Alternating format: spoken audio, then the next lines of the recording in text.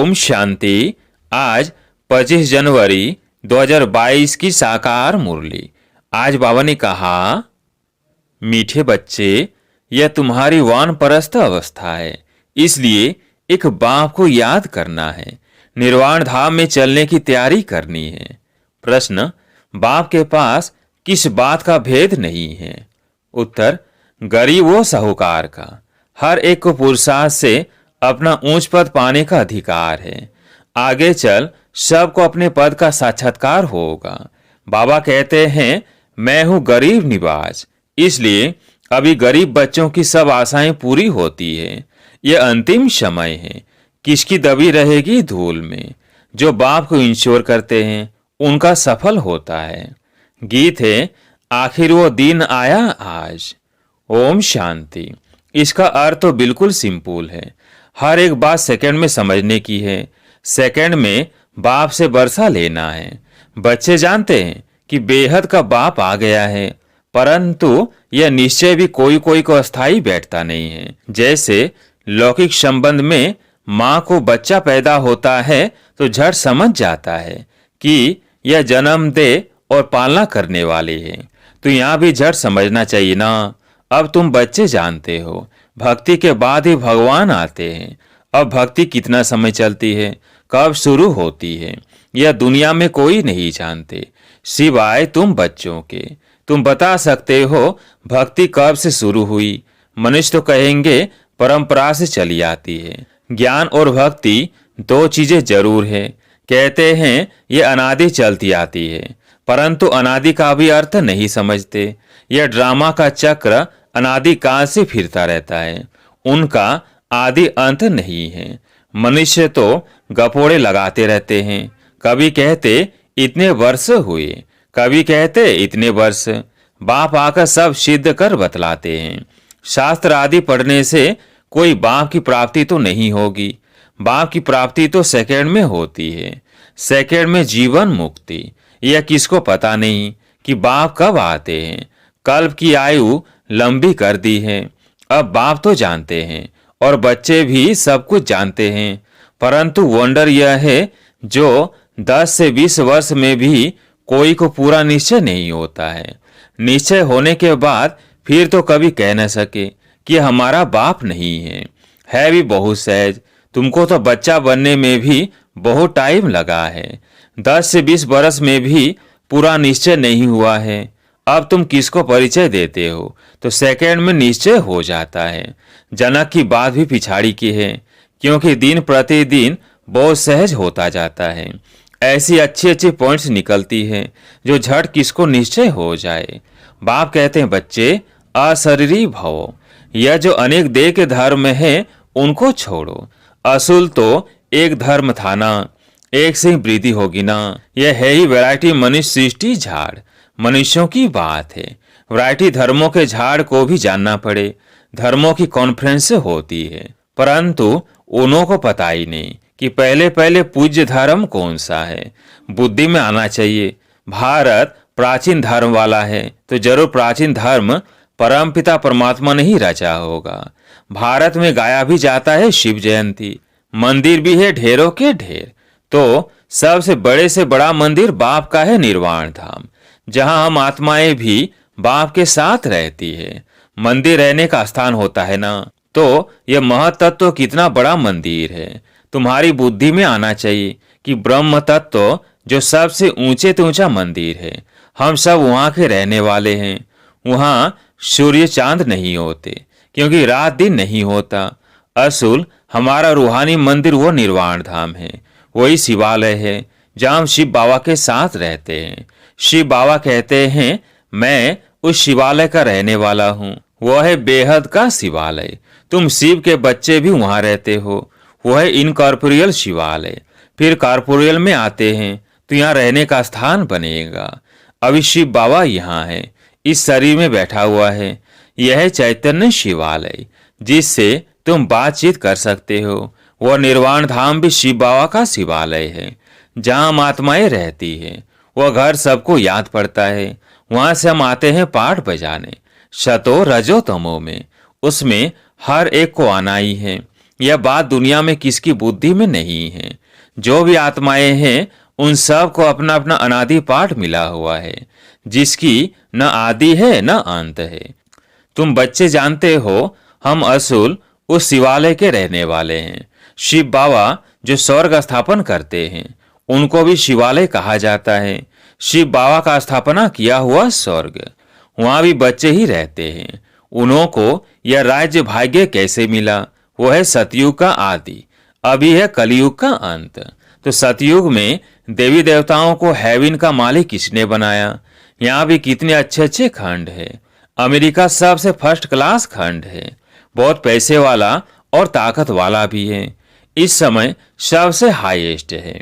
बृहस्पति की दशा बैठी हुई है, परंतु उनके साथ साथ राहु की दशा भी बैठी हुई है।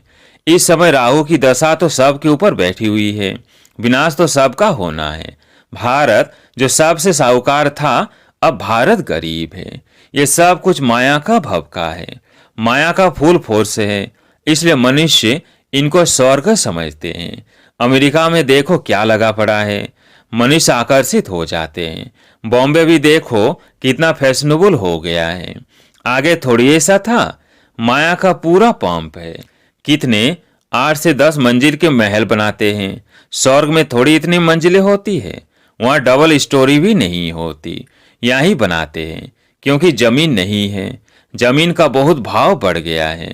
तो मनुष्य समझते हैं यही स्वर्ग है, प्लेन बनाते रहते हैं, परंतु कहते हैं नर चाहत कुछ और।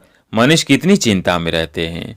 मौत तो सबके लिए है, सबके गले में मौत की फांसी है। अभी तुम भी फांसी पर हो, तुम्हारी बुद्धि वहां नई दुनिया में लगी हुई है। अभी सबको वानप्रस्थ अवस्था में जाना है, समय है। इसलिए बाप कहते अब मुझे याद करो, मैं खुद तुमको डायरेक्शन देता हूं कि तुम सब की वानप्रस्थ अवस्था है। मैं सबको लेने लिए आया हूं। मच्छरों सदृश तुम सबको जाना पड़ेगा। 84 जन्मों का चक्र पूरा हुआ, अब मुझे जीते जी याद करो। हम जीते जी स्वर्ग में जाने के लिए तैयार बैठे हैं, और कोई भी स्वर्ग में जाने के लिए तैयारी नहीं करते। अगर स्वर्ग जाने की खुशी हो तो फिर बीमारी में दवाई आदि भी ना करे। तुम जानते हो वो स्वर्ग में तो जाते नहीं हैं। अब हम स्वीट होम में जा रहे हैं, वह है गॉड फादर का होम अथवा रूहानी शिवालय। फिर सतियों को जिस्मानी शिवालय कहा जाता है। उस स्वर्ग में जाने के लिए हम पुरुषार्थ कर रहे हैं। बाबा ने समझाया है, ब्रह्मा का दिन और ब्रह्मा की रात मशहूर है। जब रात पूरी होती है तो मैं आता हूँ। लक्ष्मी नारायण का दिन और रात नहीं कहेंगे, भल है वही, परंतु ब्रह्मा को दिन और रात का ज्ञान है, वहां लक्ष्मी नारायण को यह ज्ञान नहीं। इसलिए ब्रह्मा और ब्राह्मण ब्राह्मणियां समझते हैं कि शिव की रात्रि कब होती है। दुनिया तो इन बातों को नहीं जानती।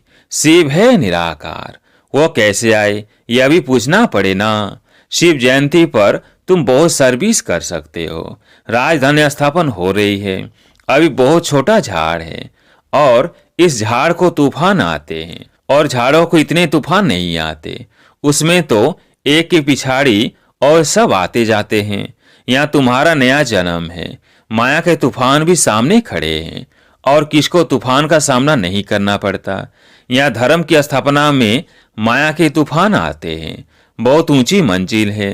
विश्व का बादशाह बनना कोई नई बात नहीं है। अनेक बार तुमने इस तूफान से पार होकर अपना राज्य भाग्य लिया है। जो जिस रीति पुरुषार्थ करता है उनका साक्षात्कार होता जाता है। जितना आगे चलेंगे तुमको साक्षात्कार होगा कि यह कौन सा पद पाएंगे। मालूम तो पड़ता है ना कि यह कैसा पुरुषार्थ करता है। गरीब अथवा साहूकार की बात नहीं है। गीत भी सुना कि आखिर वो दिन आया, गरीब निवाज बाबा आया। बाबा कहते मुझे कोई साहूकारों को धन नहीं देना है, वह तो है ही साहूकार, उन्हों के लिए तो स्वर्ग यहाँ है। करोड़पति है, आगे करोड़पति कोई मुश्किल होता था। अभी तो करोड़ों मनुष्य के पास दीवारों में छिपे पड़े हैं, परंतु यह किसके काम आने नहीं है। पेट कोई ज्यादा नहीं खाता है। ठगी से पैसे इकट्ठे करने वालों को नींद नहीं आती होगी, पता नहीं कहाँ गवर्नमेंट छापा ना मारे। बाप कहते हैं याद रखना, अंतिम समय है। अब किसकी दबी रहेगी धूल में, सफल होगी साई जो खर्चे नाम धनी के। धनी तो अब स्वर्ग का मालिक बनाते हैं। अब तुम बाप के पास अपने को इंश्योर करो। मौत तो सामने खड़ा है, सब आशाएं तुम्हारी अब पूरी होती है। बाप गरीबों को उठाते हैं, साहूकार का 1,000, गरीब का 1 रुपया एक समान। अक्सर करके गरीब ही आते हैं। किसका 100 पगार, किसका 150। दुनिया में मनुष्यों के पास तो करोड़ है, उन्हों के लिए स्वर्ग है, वो कभी नहीं आएंगे, न बाबा को दरकार है। बाबा कहेंगे तुम भल अपना मकान आदि बनाओ, सेंटर खोलो, हम पैसा क्या करेंगे। सन्यासी लोग तो बहुत फ्लैट आदि बनाते हैं, उनके पास बहुत मिल्कियत रहती है। यह रद भी अनुभवी है। अब मैं आया हूं गरीबों को साहूकार बनाने, तो अब हिम्मत करो। करोड़पति जो हैं उनके पैसे कोई काम में आने वाले नहीं हैं। यहाँ पैसे आदि की कोई बात नहीं। बाप सिर्फ कहते हैं मन मना भव, खर्चे की बात नहीं। यह मकान बनाया है, वो भी बड़ा सिंपल, सो भी अंत समय तुम्हारे ही रहने के लिए है। तुम्हारा यादगार यहाँ खड़ा है। अभी फिर चैतन्य में स्थापना कर रहे हो, फिर यह जड़ यादगार खलास हो जाएगा। तुमको यह लिखना चाहिए कि आबू में आकर जिसने ये मंदिर नहीं देखा और इन्हों के ऑक्यूपेशन को नहीं जाना तो कुछ नहीं देखा।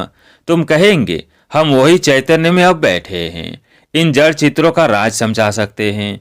कहेंगे यह हम हैं, हमारा जड़ यादगार बना हुआ है।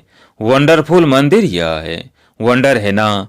मम्मा बाबा और बच्चे यहाँ चैतन्य में बैठे हैं, वहाँ जड़ चित्र खड़े हैं। मुख्य है यह शिव ब्रह्मा, जगत अम्बा और लक्ष्मी नारायण कितना अच्छी रीति समझाते हैं। फिर भी बाप का बन और बाप को फारकती दे देते हैं। यह भी कोई नई बात नहीं। बाप का बन फिर भागंती हो जाते हैं। भागंतियों का भी हम चित्र रख सकते हैं। अगर पक्का निश्चय है तो अपना राजाई का चित्र बना लो, तो स्मृति रहेगी। हम भविष्य में डबल सिरताज स्वर्ग के मालिक बनेंगे। अगर बाप को छोड़ दिया तो ताज गिर पड़ेगा। यह बड़ी वंडरफुल बात समझने की है। बाप को याद करो, उनसे ही वर्षा मिलता है। उसको इस सेकंड में जीवन मुक्ति कहा जाता है। भविष्य के लिए बाबा तुमको लायक बना रहे हैं। मनुष्य दान पुण्य करते हैं दूसरे जन्म के लिए, वो है अल्पकाल की प्राप्ति। तुम्हारी तो इस पढ़ाई से भविष्य 21 जन्मों के लिए प्रारब्ध बनती है। कोई इस माता पिता की आज्ञा पर पूरा चले तो एकदम तर जाए। माता पिता भी खुश होंगे। अमल में नहीं लाते हो तो पद भी कम हो जाता है। शिव बाबा कहते हैं मैं निष्कामी हूँ, अभोक्ता हूँ। मैं यह टोली आदि कुछ भी नहीं खाता हूँ। विश्व की बादशाही भी तुम्हारे लिए है, यह खान पान भी तुम्हारे लिए है। मैं तो सर्वेंट हूँ, मेरे आने का टाइम भी मुकर्रर है। कल्प कल्प अपने बच्चों को राज्य भाग्य देकर मैं निर्वाण धाम में बैठ जाता हूँ। बाप को भल कोई ना भूले, बाप तो तुमको स्वर्ग की बादशाही देने आए हैं, तो भी तुम उनको भूल जाते हो। किसको बाप का परिचय देने का भी बहुत सहज तरीका बताया है। पूछो परमपिता परमात्मा से आपका क्या संबंध है, प्रजापिता ब्रह्मा से आपका क्या संबंध है। दोनों बाप है, वो निराकार या साकार। बाप को सर्वव्यापी कहने से वर्षा कैसे मिलेगा। श्रीमद भगवान की मिलती है। श्रीमद से ही तुम श्रेष्ठ से श्रेष्ठ बनते हो। अच्छा, मीठे मीठे सिकिलधे बच्चों प्रति माता पिता बाप दादा का याद प्यार और गुड मॉर्निंग। रूहानी बाप की रूहानी बच्चों को नमस्ते। हम रूहानी बच्चों की रूहानी बाप दादा को याद प्यार गुड मॉर्निंग नमस्ते नमस्ते। धारणा के लिए मुख्य सार। पहला पॉइंट, माया के तूफानों को पार करते हुए बाप से पूरा पूरा वर्षा लेना है। माता पिता की आज्ञाओं को अमल में लाना है। दूसरा पॉइंट, पुरानी दुनिया को भूल नई दुनिया को याद करना है। मौत के पहले बाप के पास स्वयं को इंश्योर कर देना है। आज प्यारे मीठे बाबा का वरदान, बालक सो मालिक की सीढ़ी चढ़ने और उतरने वाले बेफिकर डबल लाइट भव। बालक सो मालिक की सीढ़ी चढ़ने और उतरने वाले बेफिकर डबल लाइट भव। सदा ये स्मृति रहे कि मालिक के साथ बालक भी है और बालक के साथ मालिक भी है। बालक बनने से सदा बेफिक्र डबल लाइट रहेंगे और मालिक अनुभव करने से मालिकपन का रूहानी नशा रहेगा। राय देने के समय मालिक और जब मेजोरिटी फाइनल करते हैं तो उस समय बालक। यह बालक और मालिक बनने की भी एक सीढ़ी है।